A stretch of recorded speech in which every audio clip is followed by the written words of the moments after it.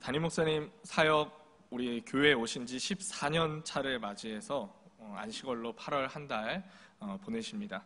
지난 7년의 시간 열심히 달려오신 우리 담임 목사님, 앞으로 또 귀한 사역 감당하시는데 또 힘과 능력 채우고 돌아오시는 시간 될 수 있도록 많이 기도해 주시길 부탁드립니다.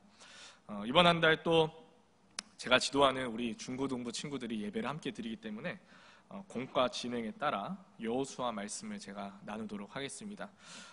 제가 조금 고민했던 부분은 올해 이제 명 목사님이 수요 예배를 통해 계속 여호수아 말씀을 하고 있기 때문에 겹치는 부분이 조금 있어서 우려를 좀 했지만, 말씀은 역시 나누면 나눌수록 은혜가 된다라는 생각이 들었습니다. 그래서 우리 또 한 달 동안 여호수아 말씀 함께 나누면서 함께 큰 은혜 누리는 시간 되기를 원합니다. 오늘 말씀 제목은 질문입니다. 이래서 남는 게 있어요? 라는 질문 제목으로 말씀 나누도록 하겠습니다. 우리가 고기를 먹을 때 대부분 돼지고기를 많이 드시죠? 그 이유는 물론 한우가 맛있는 거 알지만 한우는 어떻습니까? 가격이 굉장히 비싸죠. 네, 그래서 자주 먹기 힘든데, 서울의 한 가게에 이 값비싼 한우를 아주 시세보다 저렴하게 제공하는 가게가 있습니다. 그래서 손님들이 늘 북적북적한 가게인데, 제가 이 가게를 방송을 통해 봤습니다. 주 메뉴는 한우국밥입니다. 저렴한 가격에 1등급 한우를 푸짐하게 넣어주기 때문에 사람들은 당연히 이게 진짜 한우가 맞아? 이거 진짜 1등급이야? 의심을 하는 사람들도 있었습니다. 그런데 놀랍게도 진짜로 한우고 진짜로 가장 높은 등급이 맞았습니다. 그래서 오늘 말씀 제목처럼 사람들은 그 가게에서 가격표를 보고 그 안에 담긴 고기를 보면서 이래서 남는 게 있습니까? 라고 물어볼 수도 있는 그런 상황이었습니다. 자, 그렇다면 그 사장님은 어떻게 그렇게 시세보다 훨씬 저렴한 가격으로 풍부하게 한우를 공급할 수 있었을까? 제가 사진을 하나 보여드리도록 하겠습니다. 실제로 그 가게 천장에 저렇게 달려 있습니다. 하도 사람들이 물어보니까 저희 가게는 건물주 직영으로서 임대료 부담이 없기 때문에 그 비용을 품질 유지에 사용하고 있습니다. 이렇게 더 이상 이래서 남는 게 있냐라는 질문에 대한 답을 저렇게 걸어놨습니다. 사진 내려주셔도 됩니다.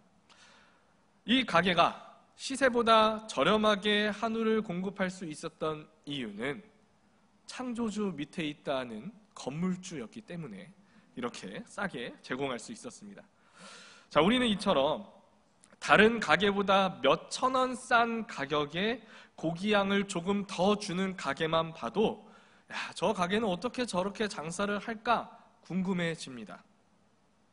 그리고 오늘 제가 이야기한 이 가게는 임대료가 없으니까 그만큼 품질 유지에 신경 쓸 수 있다는 합리적인 이유를 보여주었습니다.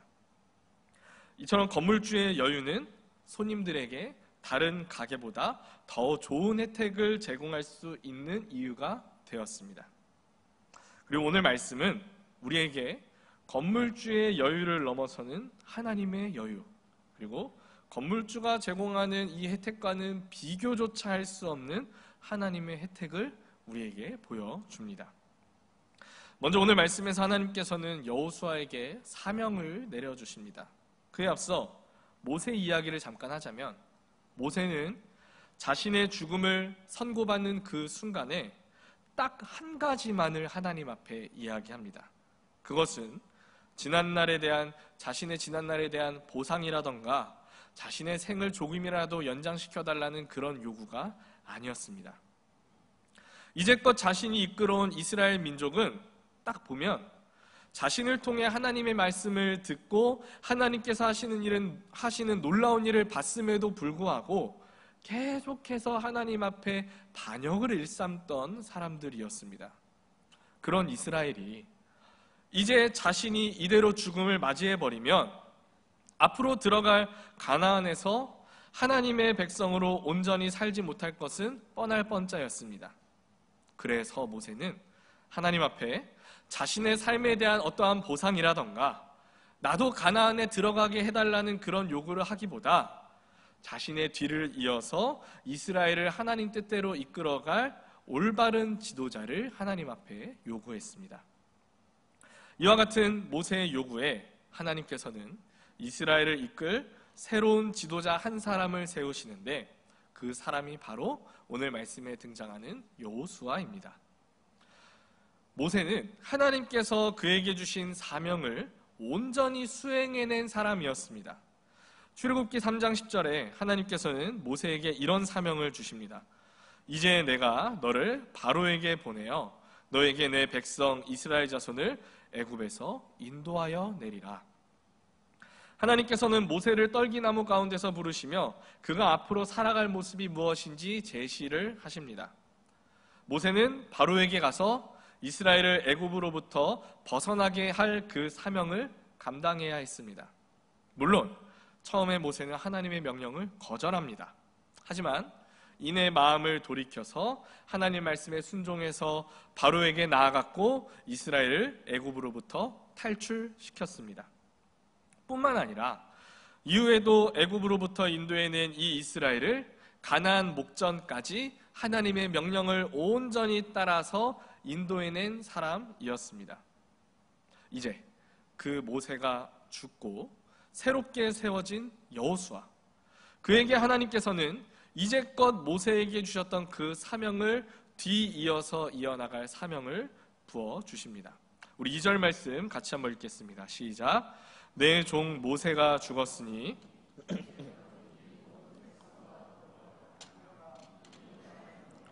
내가 그들 곧 이스라엘 자손에게 주는 그 땅으로 가라. 아멘. 하나님께서 여호수아에게 주시는 사명을 간단하게 줄이면 이 모든 백성과 더불어 이스라엘 자손에게 주는 그 땅으로 가라는 이야기입니다. 모세의 사명이 애굽으로부터 이스라엘을 데려나온 그들을 광야를 지나 가나안 입구까지 이끌어오는 것이었다면, 여호수아의 사명은 그 이스라엘을 가나안 안으로 데리고 들어가는 일이었습니다. 그런데 이 일이 얼마나 부담되고 두려운 일인지는 우리가 지금까지 계속 살펴본 모세의 모습을 잠시 생각해보면 알 수 있습니다. 여호수아가 하나님의 부르심을 받은 때가 언제인지 오늘 말씀 1절이 기록하고 있는데요. 이렇게 말합니다.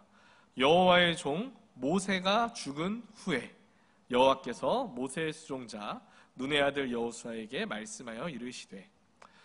자, 모세는 하나님에게 인정받은 선지자이고 지도자였지만 그와 동시에 이스라엘에게도 인정받은 사람이었습니다. 자, 특별히 지금 이 이스라엘의 상황을 보면 가나안에 들어가게 된 이스라엘 사람들의 나이는 아무리 많아봐야 60을 넘지 않습니다. 광야 40년의 방황이 시작될 때 그들은 다 20살이 넘지 않아야만 했었기 때문입니다. 그래서 여호수아와 갈렙을 제외한 모든 사람의 2배 이상을 살아온 사람이 모세였습니다. 그래서 이 모세는 이스라엘의 역사 그 자체였습니다. 광야에서 자신들을 인도하신 하나님과 대면하여서 알던 자이기도 했고, 자신들은 만나기조차 두려운 그 하나님을 만나서 하나님의 말씀을 자신들에게 전해준 사람이 모세였습니다. 그런데 이 여호수아가 모세가 살아있는 동안의 후계자가 되어서 모세를 통해 세워진 것도 아니고, 모세가 함께하며 어떠한 인수인계를 받은 것도 아니고, 모세가 죽은 후에 이스라엘의 지도자로, 모세의 후계자로 세워졌습니다. 그때 이스라엘의 상황은 영적 지도자이며 인생의 스승이며 민족의 길잡이였던 모세가 산에 올라가더니 그 자리에서 하루아침에 죽게 되었습니다. 말 그대로 이스라엘은 대혼란을 겪을 수도 있는 그런 상황이었습니다. 이러한 상황 속에 여호수아는 모세의 후계자로 갑자기 세워집니다. 그런데 놀라운 점이 하나 있습니다. 우리는 오늘 말씀을 잘 보면 여호수아의 그 어떠한 걱정이나 불평을 발견할 수 없습니다. 심지어 여호수아가 하나님 앞에 어떠한 반응을 하는지조차 기록되어 있지 않습니다. 다만 우리는 이어지는 말씀을 통해 이처럼 부담스러운 상황에서 하나님의 사명을 받는 여호수아를 향해 약속하시는 하나님을 발견할 수 있습니다. 하나님께서 여호수아에게 주신 사명은 한 가지입니다. 이스라엘 백성들과 가나안으로 가라, 그것뿐입니다. 이렇게 하나의 사명을 주시는 하나님께서는 그렇게 나아갈 여호수아에게 하나의 약속이 아닌 여러 가지 약속을 내려주십니다. 우리 본문 3절과 4절 같이 한번 읽어보겠습니다. 시작. 내가 모세에게 말한 바와 같이 너희 발바닥으로 밟는 곳은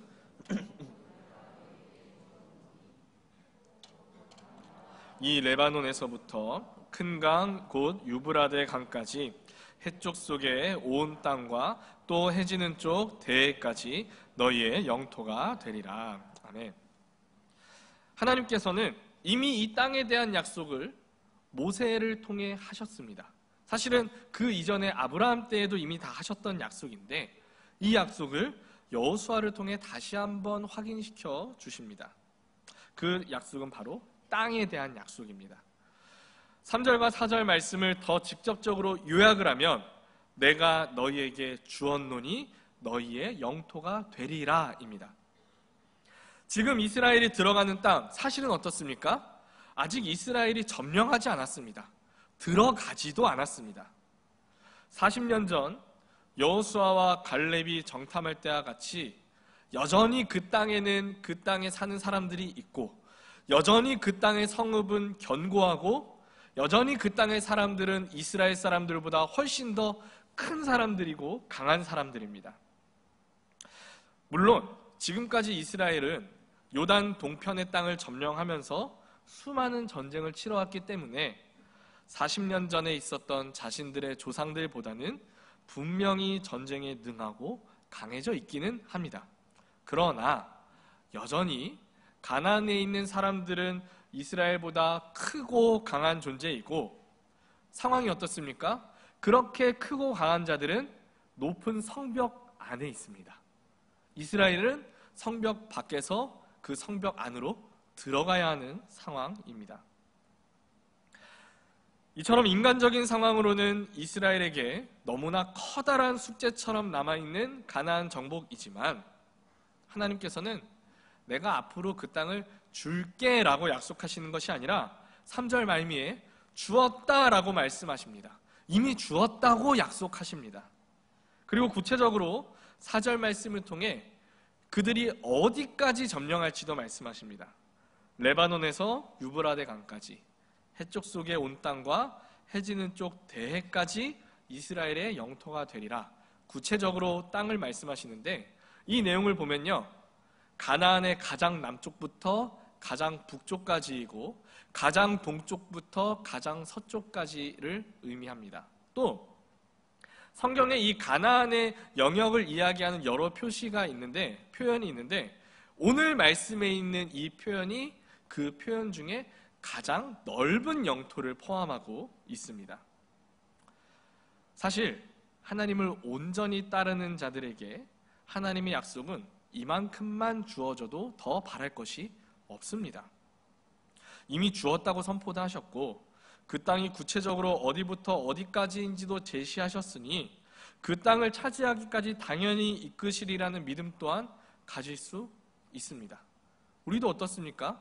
하나님이 내가 너 앞으로 직업 갖게 해줄게 이 정도만 말씀하시는 게 아니라 너 어떤 회사에서 어떤 직급을 갖고 어떻게 들어갈 거야까지 말씀하시면 우리가 거기서까지 의심을 하겠습니까? 그런데 하나님께서는 그럼에도 하나님의 이 이스라엘의 민족에게 앞으로 어떻게 그 땅을 차지할 것인지까지도 말씀을 해주십니다. 우리 5절 말씀 같이 읽어보도록 하겠습니다. 5절입니다. 시작.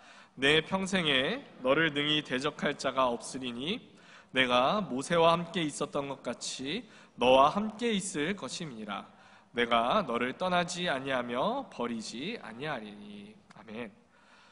자, 5절 말씀에서 하나님께서 하시는 약속은 여호수아와 이스라엘이 약속받은 그 가나안 땅을 차지할 수 있는 근원적인 능력에 대한 약속입니다. 여호수아의 평생에 그를 능히 대적할 자가 없으리라 이렇게 약속을 하십니다. 이 약속은 당장 그의 앞에 주어진 가나안 전쟁에서도 그 강한 가나안 사람들이 그를 당해낼 수 없으리라는 약속이 되기도 합니다. 아무리 그들의 성읍이 견고하고 아무리 그 땅의 사람들이 크고 강하다 할지라도 여호수아를 대적할 수 없다는 약속입니다. 그리고 그 이유는 그 어느 약속보다 믿는 자에게 힘이 되는 내용이 됩니다. 내가 너와 함께 있을 것이고 너를 떠나지 않을 것이고 너를 버리지도 않을 것이다 말씀하십니다. 자, 의미상으로는 비슷해 보이는 말들이지만 하나하나 따지고 보면 사실은 조금씩 의미가 다릅니다. 우리가 하나님께서 함께한다 말씀하시는데 그 앞에 있는 표현도 굉장히 중요합니다. 하나님께서는 모세와 함께 있었던 것 같이 함께하겠다라고 말씀하십니다. 모든 이스라엘 민족에게 모세는 중요한 인물이 맞습니다. 하지만 여호수아에게는 특별히 조금 더 상징적이고 중요한 인물입니다. 여호수아가 이 출애굽기, 민수기, 신명기에 기록된 내용들을 보면 여호수아는 이스라엘이 출애굽해서 처음 아말렉과 전쟁을 할 때 모세의 명령을 따라 그 전쟁을 진두지휘한 사람이었습니다. 그리고 모세의 명령을 따라 가나안으로 정탐 갈 때 민족의 대표로 나아갔던 게 여호수아였습니다. 또 모세가 하나님을 만나러 가는 길에 동참했던 사람이 기록되어 있는데 그게 바로 여호수아였습니다. 이처럼 모세는 여호수아에게 있어서 단순한 민족의 지도자 정도가 아니었습니다. 우리가 신약 시대에 예수님은 많은 사람들에게 위대한 지도자이지만 어떻습니까? 12 제자에게 있어서만큼은 훨씬 더 특별한 존재입니다. 모세는 여호수아에게 이와 같은 존재였습니다. 그만큼 모세가 하나님을 어떻게 의지했는지, 그리고 하나님께서 모세를 어떻게 도우셨는지 그 바로 옆에서 잘 보았기 때문에 여호수아는 하나님의 이 함께하심이 어떠한 의미인지 너무나 잘 알았습니다. 그런 여호수아에게 내가 너의 스승, 너의 지도자 모세와 함께한 것 같이 너와도 함께하겠다라는 이 말은 그 어떠한 말보다 힘이 되는 말이었습니다. 그리고 또 하나님께서는 떠나지 아니한다 이렇게 말씀하시는데 이게 문자적으로는 내가 너에게서 떠나지 않겠다라는 말보다 나에게서 너를 떨어뜨리지 않겠다라는 말과 비슷하게 생각할 수 있습니다. 그래서 함께한다라는 말의 다른 표현보다 내가 너를 저 대적들에게 따로 던지지 않겠다라는 의미로 보시는 게 더 좋습니다. 물론 하나님이 이들에게서 떠나는 것도 같은 의미가 될 수 있습니다. 왜냐? 하나님이 그들에게 보냄도 하나님이 떠남도 결국엔 무엇입니까? 이스라엘이 인간으로서 감당할 수 없는 가나안 앞에 그냥 두는 것과 똑같기 때문입니다. 그래서 하나님께서 함께 하시며 떠나지 않으시며 버리지 않으시리라는 이 말은 곁에 계시며 너를 그들의 손에 두지 않고 내가 늘 너의 곁에 서서 저 강한 사람들에게서 너를 지켜주겠다라는 의미가 됩니다. 이처럼 여호수아는 세상 모든 능력의 근원이시며 모든 것을 능히 감당하실 수 있는 하나님께서 곁에서 지키는 존재가 되었고 그로 인해 당연히 누구도 대적할 수 없는 존재가 되었습니다. 이어서 하나님께서는 7절과 8절을 통해 또 한 가지 약속을 하시는데요. 동일한 내용입니다. 바로 형통함입니다. 우리가 형통하다라는 말을 일상에서는 잘 사용하지 않습니다. 그렇죠? 그래서 제가 이 형통을 인터넷으로 검색했을 때 역시나 가장 먼저 검색되는 내용이 이것이었습니다. 성경에서 사용하는 단어였습니다. 근데 이 형통이 사전에도 뜻이 있습니다. 무슨 내용이냐면 모든 일이 뜻대로 잘 되어간다입니다. 그런데 우리는 이 형통을 성경의 관점에서 바라볼 때 단순히 모든 일이 그 뜻대로 잘 되어간다라는 의미로만 보아서는 안 된다는 걸 알고 있습니다. 형통을 성경적 의미로 가져오려면 여기에서 뜻이 누구의 뜻인지를 우리가 반드시 확인해야 합니다. 당연히 형통에서 모든 일이 뜻대로 된다는 것은 누구의 뜻일까요? 하나님의 뜻을 이야기합니다. 즉 하나님께서는 여호수아가 어디로 가든지 그 길이 하나님의 뜻대로 잘 되리라 이렇게 약속하고 계십니다. 한 치 앞도 알 수 없는 우리 인생길에서 우리의 모든 것을 아시고 우리의 모든 계획을, 우리의 모든 걸음을 계획하신 그 하나님이 우리의 앞길을 지키신다. 이 말은 너무나 은혜로운 말입니다. 나 스스로는 내 앞으로 어떻게 살아갈지 알 수 없으나 세상의 주인이시며 내 삶의 주인이신 하나님께서 내 앞날의 모든 길을 형통케 하시겠다라는 그 약속은 어떻게 갈지는 몰라도 아무튼 하나님이 지키신다라는 확증이 되기 때문에 우리는 두려움을 거둘 수 있습니다. 특별히 여호수아가 앞으로 나아갈 그 땅은 그가 정탐으로 다녀온 적은 있지만 이제는 그때처럼 조용히 들어가서 머물다 오는 그런 땅이 아닙니다. 정면으로 들어가서 그 성읍을 점령하고 차지해야 하는 그런 땅입니다. 제가 계속해서 말하지만 인간의 힘과 계획으로는, 이스라엘의 능력으로는 아무리 부딪혀봐야 이길 가망이 전혀 없는 그런 전쟁입니다. 그러나 하나님께서 형통케 하시겠다라는 이 약속은 하나님의 뜻대로 모든 것을 이루시리라 이 약속이기 때문에 당연히 그 땅도 차지하게 하시겠다는 약속이 됩니다. 이처럼 하나님께서는 여호수아에게 주신 사명을 이루어갈 수 있게 여러 약속을 해주시는데 그와 더불어서 그 사명을 이룰 방법까지도 말씀해 주십니다. 하나님께서 여호수아에게 주신 사명 한 가지였습니다. 가나안 점령입니다. 가라는 이야기였습니다. 가나안에 들어가 그 성읍들을 공격해서 차지해야 합니다. 우리가 전쟁을 준비한다라는 모습을 한번 생각해 보면 좋겠습니다. 특별히 오늘날 전쟁보다는 우리가 영화나 드라마에서 봤던 과거의 전쟁을 한번 생각해 보면 좋겠습니다. 그때는 이런 내용이 있죠. 높은 성벽을 어떻게 올라갈 것인지, 그리고 그 사이에 어떻게 성문을 열 것인지, 이런 작전을 세우는 게 아주 중요합니다. 왜냐하면 성벽을 올라가려고 할 때 상대가 그래 너네 올라와 봐라 하겠습니까? 무수히 많은 화살이 쏟아지기도 할 것이고 돌도 내려올 거고 그 사다리를 끊기도 하겠고, 그렇기 때문에 많은 작전을 세워야 되고 많은 희생이 필요합니다. 그래서 가나안을 점령하기 위해서 그 수많은 성을 함락시키기 위해서는 반드시 많은 시간과 노력이 필요합니다. 그런 그들에게 하나님께서 가나안 점령의 방법을 알려주신다고 할 때는 보통 사람이라면 무엇을 기대합니까? 내가 생각할 수 없는 아주 획기적인 방법을 통해 놀라운 승리를 거두게 하시는 그 방법을 기대합니다. 하지만 오늘 말씀에서 하나님께서 주신 방법은 그런 방법이 아닙니다. 인간적인 생각으로 볼 때 그것은 전쟁과는 전혀 상관이 없어 보이는 그런 내용들로 가득 차 있습니다.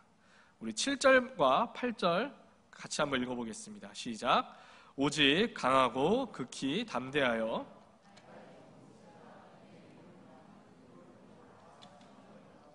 우로나 좌로나 치우치지 말라. 그리하면 어디로 가든지 형통하리라. 그리고 또 읽겠습니다. 화면을 보고 이 율법책을 내 입에서 떠나지 말게 하며 주야로 그것을 묵상하여 그 안에 기록된 대로 다 지켜 행하라. 여기까지 읽겠습니다. 7절 8절에서 행위를 나타내는 말로만 우리가 줄여서 보면 율법을 지켜 행하라, 좌우로 치우치지 마라, 율법책을 내 입에서 떠나지 말게 하라, 주야로 그것을 묵상하라입니다. 그리고 8절 마지막에는 기록된 대로 다 지켜 행하라 이렇게 말하는데 7절 말씀과 동일합니다. 어떻습니까? 우리가 읽은 이 7절 8절 말씀에서 전쟁과 관련된 내용은 단 하나도 없습니다. 사람을 어떻게 모을 것이며 성벽을 어떻게 침략할 것이며 문을 어떻게 부술 것이며 그런 내용이 전혀 아닙니다. 왜 그런가 하면 하나님께서 주시는 전쟁의 방법을 알기에 앞서 그 방법을 올바로 수행할 수 있는 자세가 그들에게 필요했기 때문입니다. 하나님께서는 가나안 점령의 사명을 주시며 동시에 그 땅에 대한 약속도 주셨습니다. 그리고 땅에 대한 약속과 함께 그 땅을 차지하러 나가는 이스라엘에게 내가 너와 함께하면서 그들이 너희의 대적이 되지 못하리라까지 말씀하셨습니다. 그렇기 때문에 어떻습니까? 이미 승리는 그들의 것이 맞았습니다. 이후에는 하나님께서 주시는 그 방법을 그저 순종하여 따라가기만 하면 되는 상황이 되었습니다. 우리가 하나님을 생각해 보면 하나님은 믿음으로 하나님의 말씀을 지켜 행하는 자에게 하나님의 능력을 한없이 나타내십니다. 그리고 당연히 이 전쟁에서도 하나님께서는 그 능력을 나타내심으로 승리를 이끌어 가십니다. 그렇기 때문에 이 7절과 8절에서 제시하신 하나님의 방법이 너무나 중요합니다. 왜냐? 하나님께서 먼저 가시며 이루어 가시는 그 승리를 함께 누리는 방법은 내가 뭘 하는 게 아니라 하나님에 대한 믿음과 순종에 있기 때문입니다. 결국 사명을 이루는 방법은 전쟁을 치르기 위한 인간적인 철저한 준비가 아닌 그 전쟁을 먼저 앞서 나가며 이루어 가실 하나님을 향한 온전한 신뢰와 순종입니다. 오늘 말씀에서 하나님께서는 여호수아에게 주신 사명은 한 가지입니다. 가나안을 향해 가라. 그리고 그 사명을 이루는 방법은 하나님 말씀에 대한 온전한 신뢰와 순종이었습니다. 이렇게 하나님을 신뢰하며 하나님 말씀에 순종하여 나아가는 이스라엘에게 하나님께서는 그 땅을 주시고 대적할 자가 없게 하시고 이스라엘과 함께 하시며 떠나지 아니하시고 버리지 아니하리라 약속하십니다. 게다가 앞으로 말씀하시는 그 땅으로 가는 길에 하나님의 뜻대로 모든 것이 형통케 되리라 약속하십니다. 사명은 하나이고요, 방법도 하나입니다. 그리고 거기에 주신 하나님의 약속은 그보다 더욱 많은 약속입니다. 여기까지만 봐도 하나님의 은혜인데 이것이 우리에게 더욱더 큰 이유는 우리 하나님은 신실하시기 때문입니다. 신실하심으로 그 약속을 반드시 이루시기 때문입니다. 여호수아에게 주신 사명과 방법 그리고 약속, 오늘날을 살아가는 우리에게도 동일하게 주시는 사명이 있고 방법이 있고 약속이 있습니다. 물론 우리에게 주시는 사명은 각각의 사람의 삶에 따라 다양하게 나타납니다. 누군가는 가정에서 이룰 수 있고 누군가는 직장에서 이룰 수 있고 누군가는 다른 모습을 통해 이룰 수도 있습니다. 이처럼 우리 모두가 각자 받은 사명은 다르지만 거기에 주신 방법은 동일합니다. 오늘날 우리도 하나님 말씀에 순종하여 살아갈 때, 하나님의 말씀을 떠나지 않고 살아갈 때 하나님은 그 사명을 이룰 수 있게 하십니다. 또 그렇게 우리가 하나님 말씀에 순종하여 하나님께서 주신 사명을 온전히 이루며 나아갈 때 하나님께서는 오늘날 우리에게도 그 사명을 성취하게 하시고 그 가는 길을 형통하게 하시고 우리와 함께 하시고 떠나지 않으시고 버리지 않으십니다. 이제 말씀의 결론을 보도록 하겠습니다.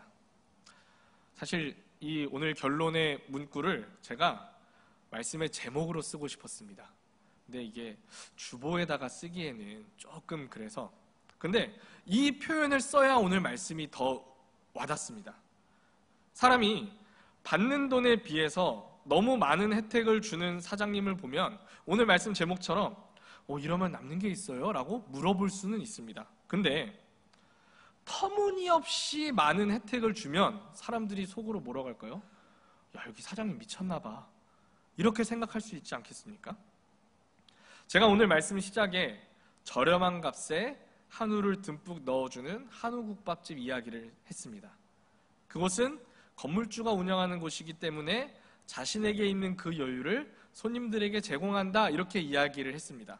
근데 여러분, 생각해보면 내가 건물주여도 반드시 그렇게 할 이유는 없습니다. 다른 가게와 똑같이 값을 받으면서 더 많은 이윤을 남겨도 됩니다. 하지만 아까 제가 소개한 그 가게는 그렇게 하지 않고 사장님이 정말 미쳤다라고 생각할 수 있는 가격과 서비스를 제공했습니다. 그리고 손님 입장에서는 덕분에 저렴한 가격에 좋은 품질의 음식을 누릴 수 있었습니다. 흔히 내가 내는 돈보다 더 좋은 서비스를 받는 일을 두고 요즘은 가성비가 좋다라는 표현을 합니다. 사장님이 미쳤다라는 말을 듣는 가게는 당연히 어떻습니까? 가성비가 좋은 가게겠죠.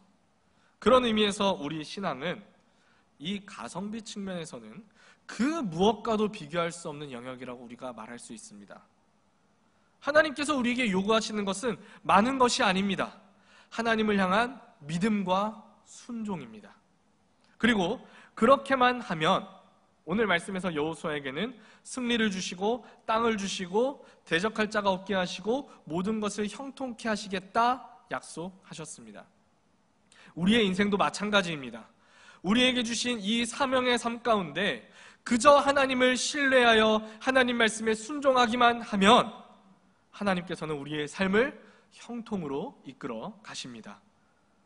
그리고 무엇보다 우리가 이 믿음으로 얻은 최고의 혜택은 그저 믿음만으로 누리게 된 구원의 은혜입니다. 하나님께서는 우리에게 믿음만 요구하시고 우리에게는 그 아들 예수 그리스도를 주셨습니다.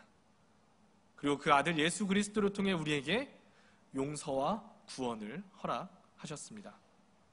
근데 여러분, 하나님이 우리에게 이렇게 하셨다고 우리가 하나님 앞에 하나님 미치셨어요 라고 말할 수 있습니까? 그건 아닙니다. 하나님의 약속을 믿고 하나님의 말씀에 순종하여 살아가는 자에게 한없는 은혜를 허락하시는 하나님 앞에 우리가 고백할 말은 하나님 미쳤어요, 이게 아닙니다. 그 하나님께 우리는 하나님은 사랑이십니다, 이렇게 고백해야 하는 줄 믿으시기 바랍니다. 여호수아에게 주신 하나의 사명, 그에게 제시하신 하나의 방법, 그리고 그 위에 부어주신 한없는 은혜, 오늘날 우리에게도 동일하게 그 은혜를 부어주시며 무엇보다 그 은혜로 구원을 허락하신 줄 믿으시기 바랍니다. 그리고 오늘 말씀을 기억하며 여전히 우리 삶에 맡겨진 하나님의 매일의 사명이 있음을 믿고 오늘도 내일도 오직 하나님 말씀에 순종함으로 나아가는 저와 여러분이 되기를 원합니다.